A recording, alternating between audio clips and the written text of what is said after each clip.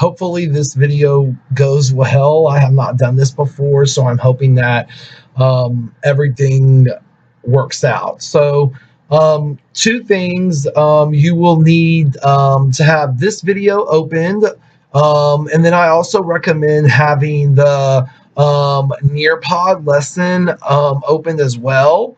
And if you put in the code here, I'm just going to put it into a blank browser and access the actual lesson.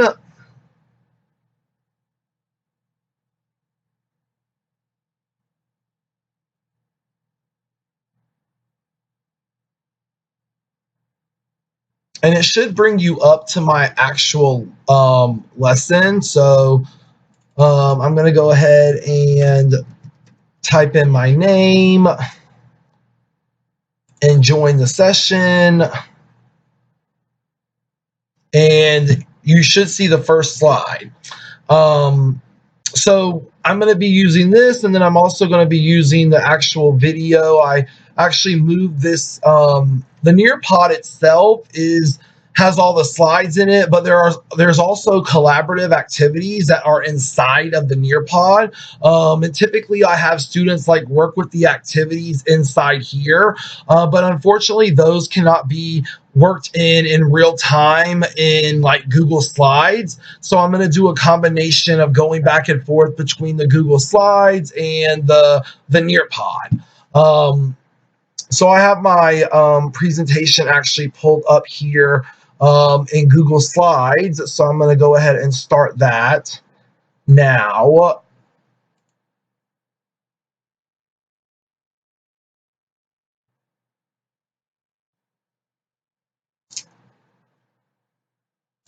All right, and then I need to get my captions going. We'll go ahead and do that.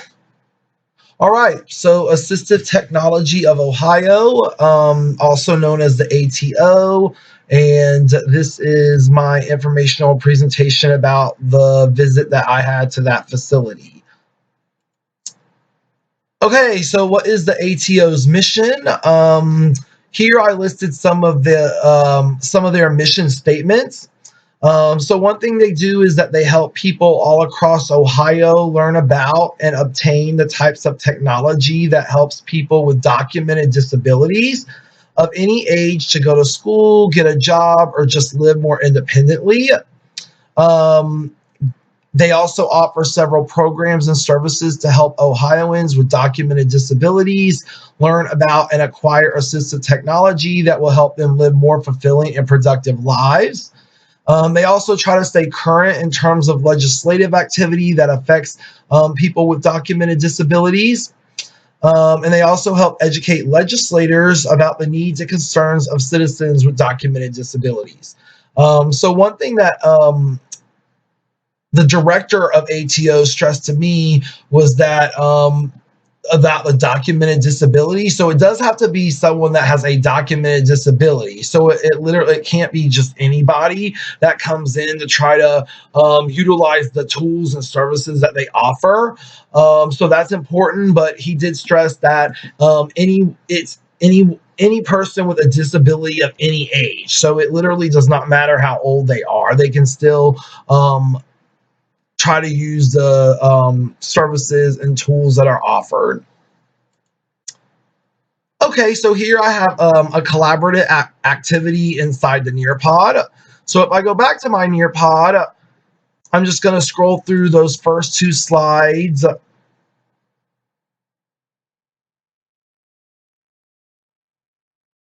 And here it brings me up a question, and typically what I would have my students do is to type in an answer here, and then it gets displayed here on the blackboard, and all the students can see each other's responses in real time. So you don't have to do that. This was just part of the lesson that I put in just to kind of have like a checkpoint almost after each little section. So here it just says name one ATO mission statement that really stuck out to you as being important, and then tell me why. So I'm going to go back to my Google Slides. Okay, the population served by the ATO. Okay, since 1998, when they first started, they have served 1.6 million Ohioans with documented disabilities. And this includes people that have disabilities such as vision, hearing, speech communication, learning and developmental, mobility, daily living, computer related, even I think sports and leisure is part of the disabilities, and there are others. All right, so we have another Nearpod question. So if I go back to my Nearpod, here I ask you, do you know someone in Ohio who might benefit in some way by the ATO? And how might that person benefit from the ATO? So just based on the mission statements that you've seen so far, go ahead and answer that question if you would like to.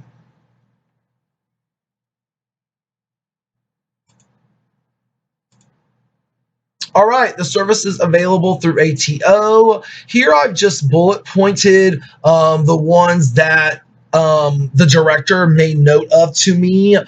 So disability technology, it's a lending library. Basically, the ATO is a lending library. I mean, they basically provide tools to Ohioans with documented disabilities to basically it's like and I think the second one here answers that it's a leasing program. So basically people can come in, they can look at the tools that are available, and then they can lease those out for, I believe it's 30 days to start, but you can then renew the lease if you need it longer. And he did make note that the program is completely free. They do not charge you to rent out the tools. Kind of like a real library where they don't charge you for to check out the books unless they're late, then there might be a fine. They also deal with disability. They're also a disability toy lending library. And recently they started doing computer refurbishing and recycling program. So they do accept donations of used computers there. And they actually have Ohio State students refurbish them and then distribute them out to Ohioans with documented disabilities. But that does cost $60, which I think is actually a really great price. I mean, how many people would be able to get a basically brand new computer that's been refurbished a little bit for $60? And then they also have a rental program that they just started for really expensive equipment, such as CCTVs, which are visual aids, AAC devices, which is communication equipment, and telepresence robots. And the telepresence robots are actually new, and the schools in the area have found that program to be really helpful. By making assistance of expensive equipment more available to students at reasonable prices. So if there's a student in a local school who really needs to utilize a telepresence robot because they are out with an illness that prevents them from being at school, then the ATO does provide that type of tool as well. And he didn't say exactly how much that was, but it is available at a reasonable price, which I assume is something that that they could work with the school district on, not just coming out of the pocket of the parents per se. The ATO is, they also offer a lot of education and training programs. And they're also considered a trading post for buying, selling, and donating assistive technology. So they help people acquire the technology. They take donations of the technology, and they also buy and sell it and lease it and things of that nature. All right. Another Nearpod question. So I'm going to go back to Nearpod and move right on ahead. All right, which ATO service do you think you might utilize in your own classroom? And then tell me why. So there's just a food for thought based on the services that I just talked about. So maybe one or several of those stuck out to you. So if you would like, go ahead and answer that question on Nearpod. And then I'm going to go back to my Google Slides.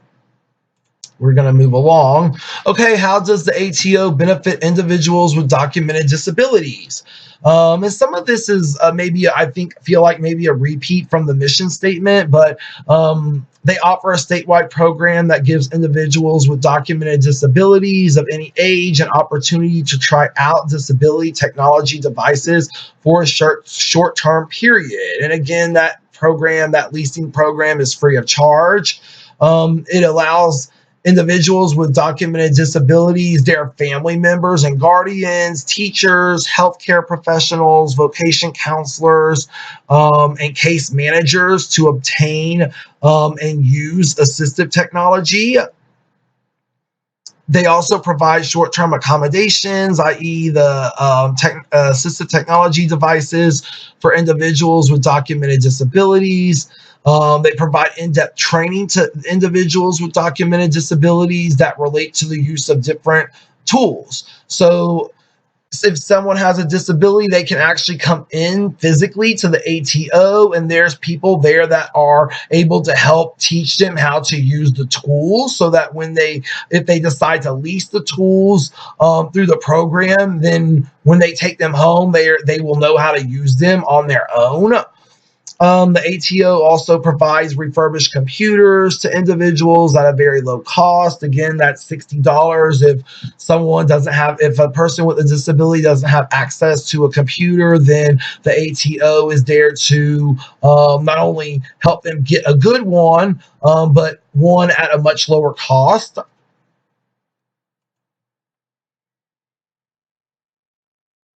Okay, ATO and low-tech communication devices. So this basically starts what I actually saw when I went to the ATO. And I got to see a lot of different equipment. So, and here I just kind of kept them in the order that they were discussed in the WADI tutorials. So low-tech communication devices are first. And here I just mentioned, probably for most of you, remind you that they are systems that consist of real or tangible objects, photographs, color and black line drawings, words and letters, or a combination of symbols. Low-tech communication systems are also easy to use and maintain. They do not require a power source and do not often break down. These types of communication systems are also way more functional in noisy environments. And I would say that of the devices that I saw at the ATO, I probably saw the least amount of low-tech devices compared to medium-tech and high-tech. So that was just something that I noted while I was there. All right, now we have a video. So if I go back to Nearpod, and you can do this on your own, I will scroll to that first video. And I'm not going to play the videos. If you're watching this, I would suggest you watch the videos on your own. So this one here shows some of the low-tech communication devices that the director showed me. And then there is another video that also relates to the low-tech communication devices. And then I'm going to go back to my Google Slides. All right, now we have another question on Nearpod.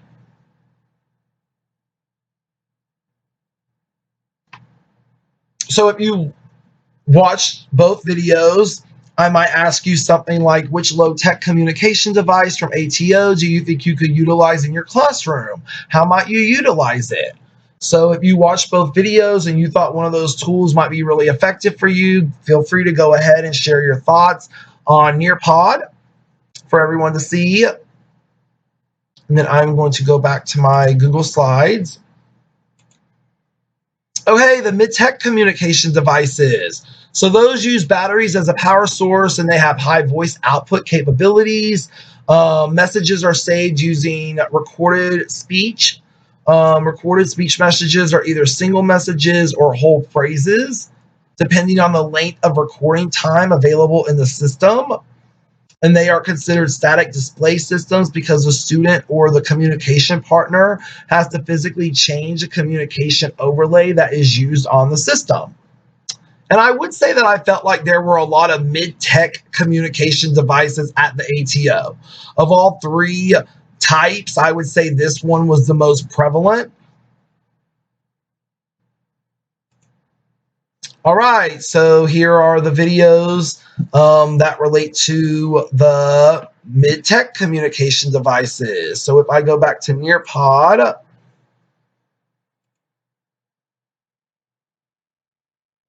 okay, here's the first one about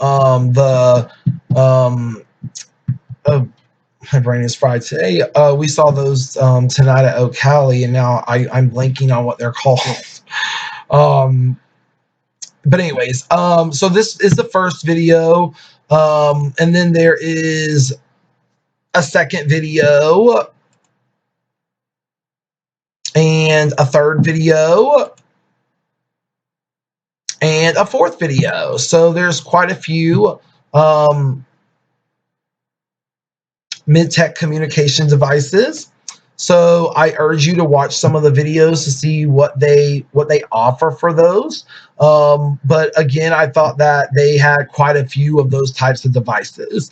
And all of these videos I actually uploaded to YouTube, so they're very easy to access. I actually promised the director that I would spread the word about their facility, so I made sure to put everything up on YouTube and make it public so that anyone who's searching keywords or assistive technology or Ohio or low tech, medium tech, high tech, that they would maybe pull up one of my videos and it might help them in some kind of a way. So all right, I'm gonna go back to Nearpod, or I'm sorry, Google, and move along. Okay, so here's another collaborative question. So if I scoot ahead, so if you did watch any of those videos, here's a question that I might have you answer. Which medium tech communication device from ATO do you think you could utilize in your classroom, and how might you utilize it? Okay, and then last is the high-tech devices, and those include dedicated communication systems and mobile communication systems. They have voice output systems that have features that allow systems to be customized in various ways. They can synthesize speech or a combination of synthesized and digitized speech, and they are powered by rechargeable internal batteries. They're often referred to as AAC voice output devices, speech generating devices, or voice output communication aids. All right, and then I have a couple of videos that relate to those as well. I actually thought, I was very surprised at how high tech some of these were. So this is one of the videos here. And then this video here is actually very interesting. It's a device that actually, like, let's say someone's not able to feed themselves, like this device actually like helps feed somebody, which I mean, you think maybe of nursing homes and where people like feed you, when like this is an actual device that will feed you food. So I thought that was really cool. And then the last ones, there's actually two of these. These are the telepresence robots, and I actually spent quite a bit of time talking to the director about these because I feel like I've seen these in school, but I'm not 100% sure. It's been so long since I've been in public elementary school, but I feel like I have heard of these or seen these in some capacity. But these are really interesting. I mean, so if a student's ill or they have some ailment that is preventing them from going to school, these actually go to school in place of the student, and it actually goes into the classroom. It's operated, it wheels itself around. It has a screen, so the students, if they're at home, their face would be on the screen. So it's like they're there in the classroom, but not physically, but they could still be there. Like their presence is still there. Like they can still speak to the class. They can still like participate, but they're just not physically in the room. And I thought it was funny when I asked him about like, well, what happens when these have to like go upstairs? um, what is it? He said that they can go upstairs, that there's usually like kids at the school who are designated as angels, who like if they see one of these near a stairwell, then they just pick it up and lift it up to the next floor or whatever. And usually those kids, like, they know what the student schedule is, so they know how to get the telepresence robots like to where they need to go. So that to me is very high tech. I mean, I don't want to imagine how much one of these costs, but I'm sure it's quite a bit. So there's one video about that. There's also another one where you actually get to see it move, and he does a really great job of explaining like the details about it. And then Okay, and then there's one last Nearpod question.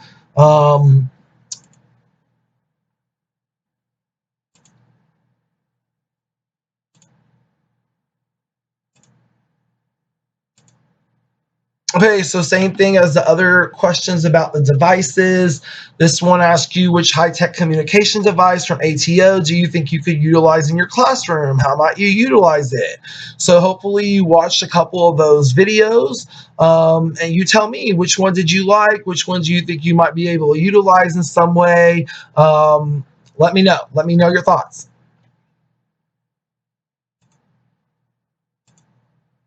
All right, and then last but not least is the ATO contact information. Here's the actual address of the ATO. They're located on the Ohio State University campus, on Kinnear Road. Their phone number is listed here. They have a 1-800 number. They also have a local phone number in Columbus. They also have 2 email addresses here. You need to reach out to them through email. And the director, his name is William T. Darling, and he is the man that you will hear in all the videos with me. And I do apologize. I was interacting with him in the video, so you hear both of our voices a lot.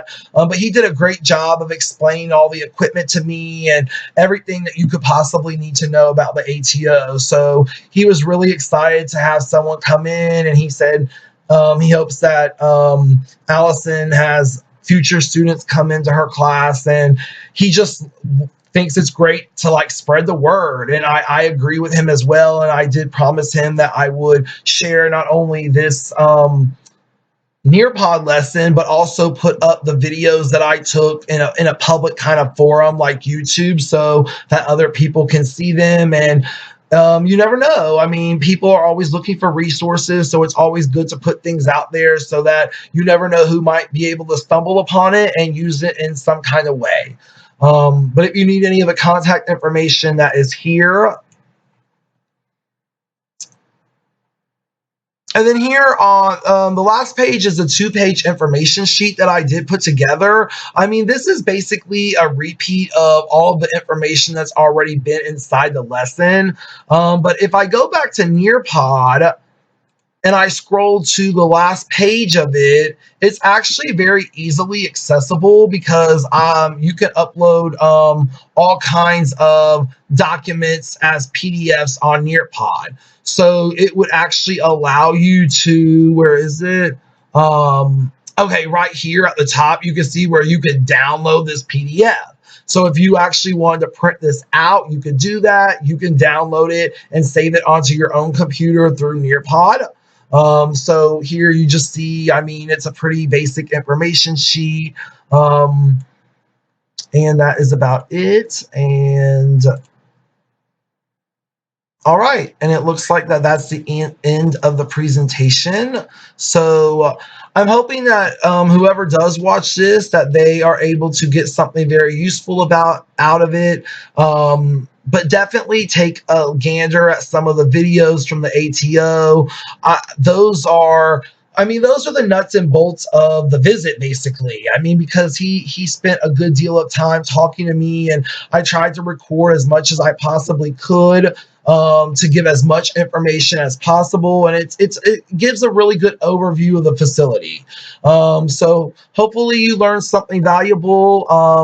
I'm also really excited to have gotten to do this in Nearpod. So if anyone is curious about Nearpod or thinks that they would be able to use it in their classroom, I urge you to do that. I've developed all of my lessons in Nearpod for the last several years, and it is an amazing tool if you start pushing buttons and start playing around with it. All right, so that's it. Thank you.